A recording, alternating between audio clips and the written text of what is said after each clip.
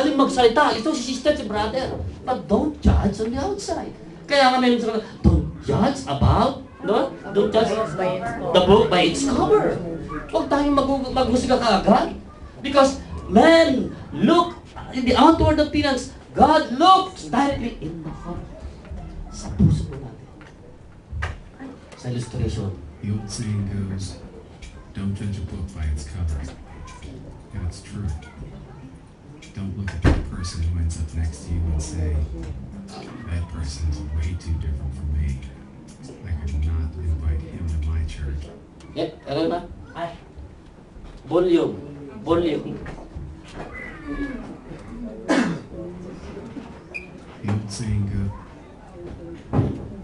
The old saying goes, don't judge a book by its cover. And it's true. Don't look at that person who ends up next to you and say, that person is way too different from me. I could not invite him to my church. I can't have my friends see me bringing this guy in. We need to see others as Christ sees them, with a holy compassion for the lost. You know what? We all need God, no matter what the person looks like, or how different they are from you. As Christians, we are responsible to reach out to those around us. Their eternity depends on it. We need to stop worrying about the opinions of others. We need to open our eyes. New opportunities are put in front of us every single day to come out of our comfort zone, open our mouths, and speak these simple words. Hey man, if you're not doing anything this weekend, check this out. We're doing something cool at our church.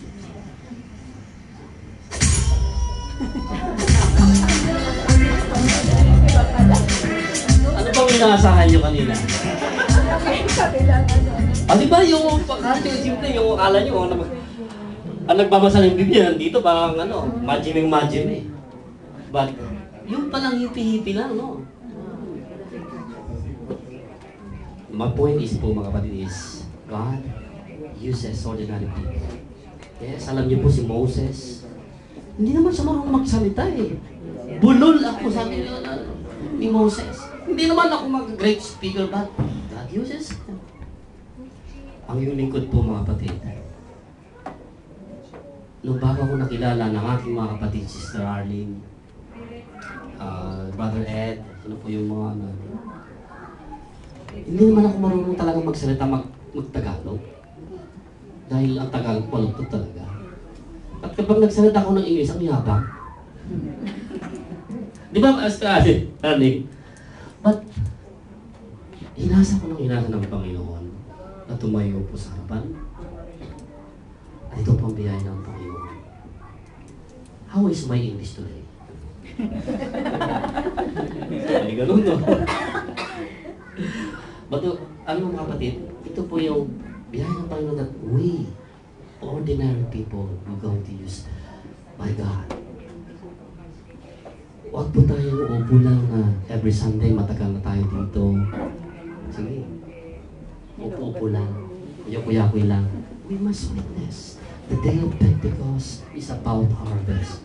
Kung po ang yung mga leaders natin na nauna ay nakaupo lang, alam niyo po ang kanilang mga gamit noon?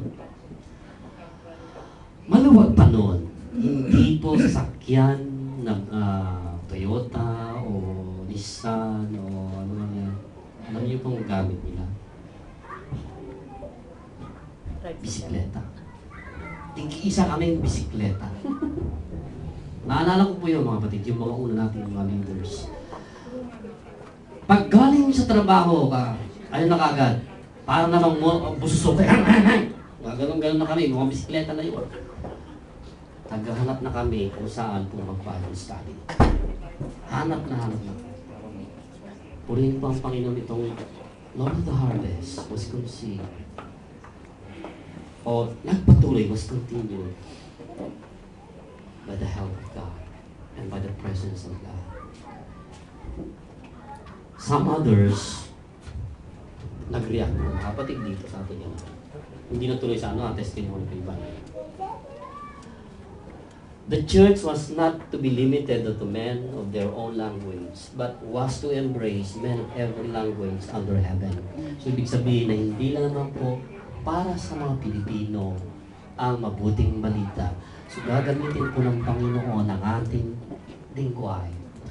Every language, hindi lamang po ating lingwahe, but every language to reach out the world. Kung marunong kang maghapon, sige. Hindi na naman po nag-iisa si Sister Lo. Marunong tayong maghapon na kahit balugtot man. Sige, Panginoon po ang magpapaliwanag.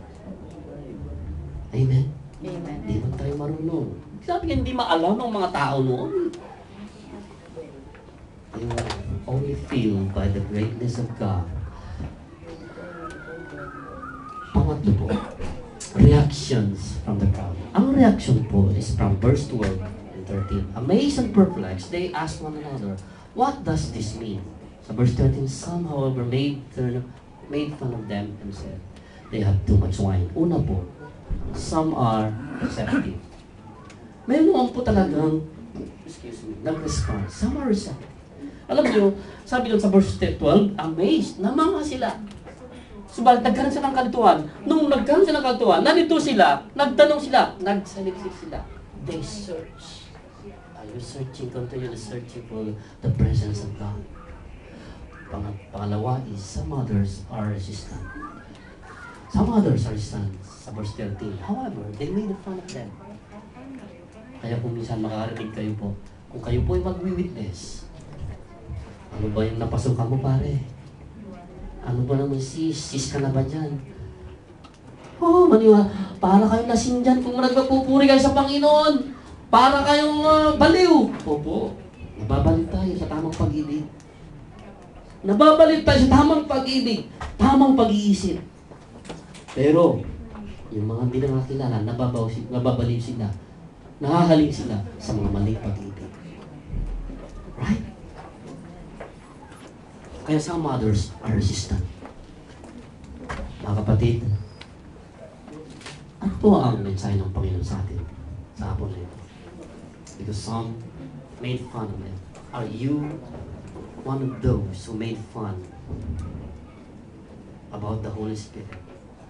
Or are you continually searching for the presence of God?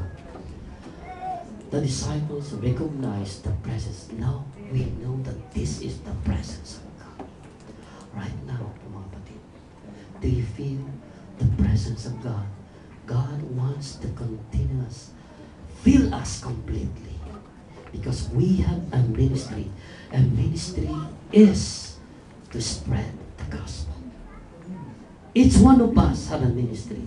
Each one of us is a minister. We're going to minister to one another, especially yung hindi pa nakakilala sa ating Panginoong Jesucristo. God bless us. Palakpan natin ating Panginoon. Kami po ay tumayo lahat. Close our eyes. And habang mga music ministers ay nag-minister po sa atin, the ministers will going to, the music minister will go to minister us with the song. At ilit tayo sa